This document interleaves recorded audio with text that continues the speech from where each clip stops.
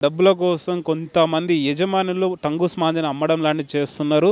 ఇది అరికట్టాలంటే చాలా కష్టమని కూడా చాలామంది చెప్పుకుంటూ వస్తున్నారు. ఎస్పెషల్లీ పిల్లల కోసం ఇది అమ్మడం లాంటివి చేస్తున్నారు. ఓవరాల్‌గా దీన్ని ఏమంటారు మరి? పిల్లలకేంది ఎగ్జైట్‌మెంట్. కైట్ అన్నా, మాంజా అన్నా. సో, ఈ సేలర్స్ అంటే లైక్ బిజినెస్ చేసే వాళ్ళు ఏందంటే దీన్ని ఒక అలుసుగా తీసుకుంటారు. అంటే వాళ్ళకి money profit important end of the day. వాళ్ళకి ఎంతుంది, వాళ్ళకు అవతల మనిషి ప్రాణం పోతుందా, బతుకుందా, కంప్లీట్‌లీ నన్ ఆఫ్ దేర్ బిజినెస్ అని ఏమంటారు కదా! సో, అది. ఓవరాల్‌గా చెప్పేది ఏందంటే మాంజా బ్యాన్ చేయాలి. 100 రూపీస్‌తో మనిషి ప్రాణాలు డిసైడ్ అయ్యి ఉన్నాయి. సో ఒకటే చెప్తున్నా అండి, తేండ్రి కానీ హార్మ్ఫుల్ కాకుండా ఉండే మాంజాలు తేర్రి. హామ్ అయ్యేది ఒంటికి కరెక్ట్ కాదు. పిల్లలు ఉంటారు, పెద్దలు ఉంటారు, అందరు ఆడతారు. నడుచుకుంటే మేమే పోతాం. సడన్గా దిగితే ఏం చేస్తాం? కాళ్ళకు చుట్టుకొని. సో అది.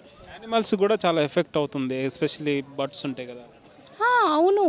పావురాలు, పక్షులు ఇవన్నీ ఎగురుతాయి, ఇవన్నీ తిరుగుతాయి.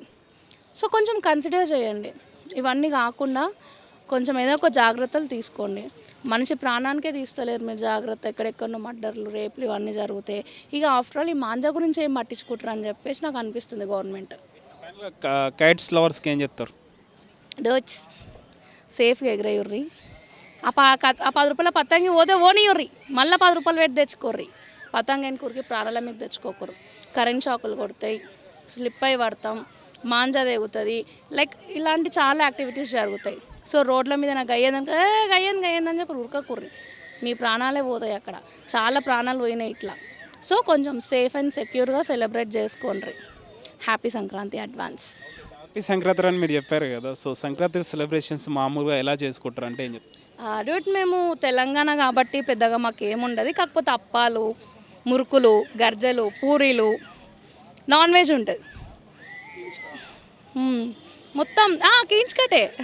కీంచ్ కట్ ఉంటుంది మొత్తం. ఓవరాల్ ఏపీ సైడ్ ఉంటుంది ఆంధ్ర వాళ్ళకి. బట్ మేము తెలంగాణ పీపుల్స్ కాబట్టి మాకు దసరా అండ్